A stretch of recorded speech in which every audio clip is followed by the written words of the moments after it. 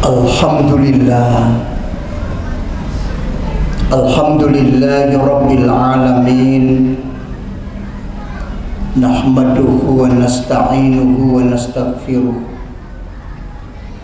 wa na'udzu billahi min syururi anfusina wa min sayyiati a'malina. May yahdihillahu fala mudhillalah wa may yudlil fala hadiyalah. Asyhadu an la ilaha illallah wa asyhadu anna Muhammadan abduhu wa rasuluh.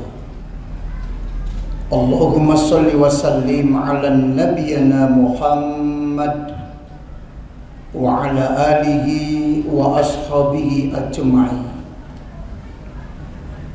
Amma ba'd. Usikum wa iyaya bitaqwallah la'allakum tuflihun. Qala Allah Ta'ala fil Qur'anil Karim, A'udzu billahi minasy syaithanir rajim.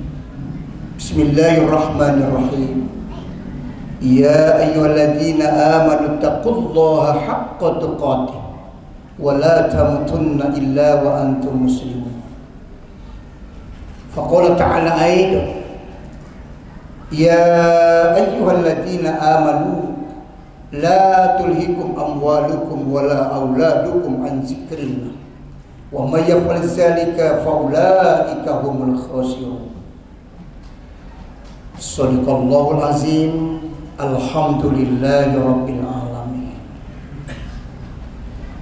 Saudara-saudaraku, jamaah salat Jumat yang dirahmati Allah Subhanahu wa taala, tiada pernah bosan kehidupan orang yang beriman itu selalu memuji, mengagungkan, membesarkan Allah di dalam dirinya. Saat berdiri, duduk, berbaring, allazina yazkurunallaha qiyaman wa qu'udan wa ala junubihim. Tidak ada tempat untuk memuji, mengagungkan kebesaran, ia selalu kembalikan kepada Allah. Semoga hidup kita hari ini Allah catat menjadi orang yang pandai bersyukur. Salam takzim khusus untuk Rasul Nabiullah Muhammad sallallahu alaihi wasallam, contoh, panutan, suri toladan dalam kehidupan orang Islam yang beriman. Bangun tidur sampai ia tidur kembali. Apapun profesi yang saat ini ia sandang, ketika ia ikuti, ia junjung yang diajarkan Rasulullah, dipastikan oleh Allah dalam Al-Quran, kehidupannya selalu akan mendapatkan kemudahan. Solusi apapun yang dihadapi akan Allah berikan yang terbaik jalan keluarnya. Semoga kita menjadi umat Rasulullah, umat yang bisa membawa rahmatil alamin, selamat dunia, selamat akhirat. Dan di sini khatib ingin menyampaikan wasiat buat kita semua. Mari sama-sama untuk selalu kita perhatikan diri kita. Bergulir waktu, kita tidak ada yang tahu di mana, bagaimana, dan kapan saat nanti kita akan mengembuskan napas yang terakhir. Saat kita akan tinggalkan seluruh kenikmatan yang selama ini kita nikmati. Dan ini adalah hal yang pasti, saudaraku. Wa tanjur nafsu ma qaddamat lighad. Apa yang sudah kau siapkan bekalmu untuk hari esok? Lihatlah. Bertambah usia, bertambah lemah kita punya fisik. Wa tazawwadu fa inna khairal zadi taqwa. Bekal yang baik itu kata Allah adalah takutmu, tundukmu, dan harapmu sama Allah. Hanya orang bertakwalah yang memiliki bekal yang terindah saat nanti ia kembali ke hadapan Allah. Inna akramakum indallahi atqakum. Semoga kemuliaan kita dengan apa yang kita perbuat, takwa kita kepada Allah, itulah yang menandakan kemuliaan hidup kita. Saudara-saudaraku jamaah sholat Jumat yang dirahmati Allah, khutbah yang singkat ini semoga akan bisa menambah knowledge kita, menambah motivasi diri kita untuk senantiasa kita mendapatkan yang terindah dan yang terbaik apapun yang kita hadapi dalam hidup ini. Ada 3 hal, saudaraku, yang menjadi penghalang kita bisa menjadi orang yang damai, orang yang tenang, orang yang tentrem, rezeki datang mampir sama kita. Ada penghalang sehingga itu jauh. Kita menginginkan hidup damai, kita inginkan hidup itu senang, kita ingin rumah tangga kita, anak kita mendapatkan hal yang terindah. Tapi kadang-kala ini bisa terhambat. Apa yang menghambat itu, saudaraku? Rasul katakan yang pertama, yang paling bahaya itu penghambat diri kita sendiri. Iyyakum wal hasad. Innal hasada kama yakulul hasanah, kama yakulun narul hatab. Ini penghambat yang pertama. Hati-hati oleh kamu, kata Rasulullah. Jangan sampai hasad itu kau biarin dalam dirimu, kata Rasulullah. Karena hasad itu adalah satu penyakit yang akan menghanguskan, melenyapkan, menghabiskan seluruh amal-amal baik apa yang pernah kamu kerjakan.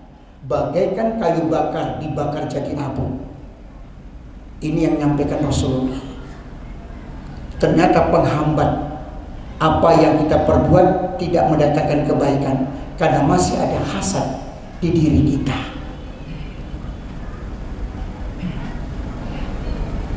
Apa ciri yang hasad ini?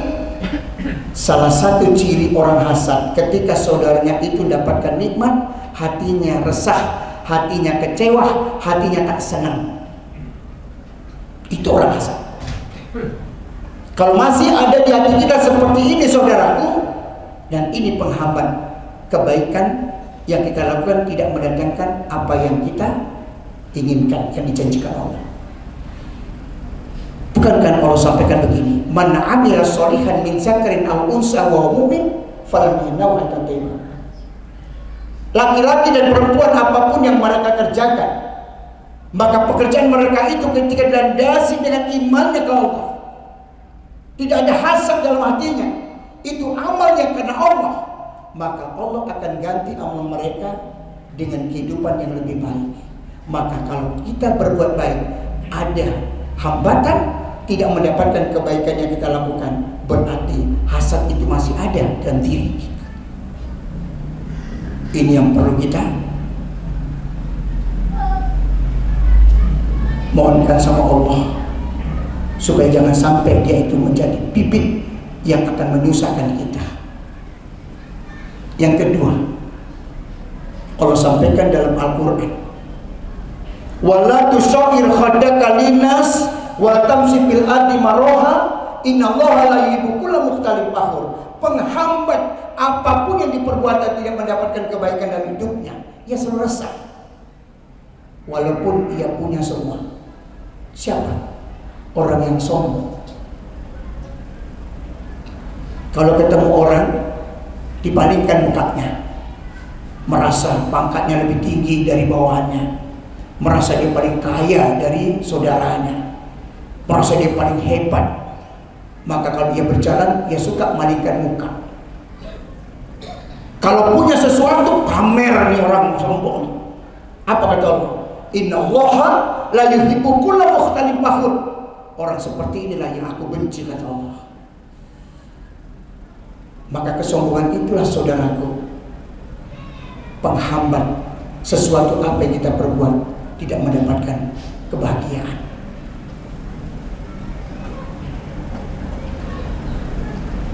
Rasul sampaikan kembali, yang ketiga, penghambat yang paling bahaya dalam hidup, saat engkau takut untuk memberikan sesuatu kepada orang yang butuh.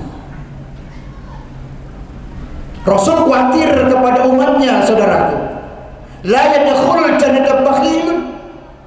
Ketika umatku itu terjangkit, tersimpan di dalam dirinya rasa bakhil, takut memberi. Kalau orang Sunda bilang kiki, Maunya dia saja yang diberi, tapi dia nggak mau memberi. Orang seperti ini, Rasul katakan, adalah orang yang tidak akan bisa mencium kebahagiaan.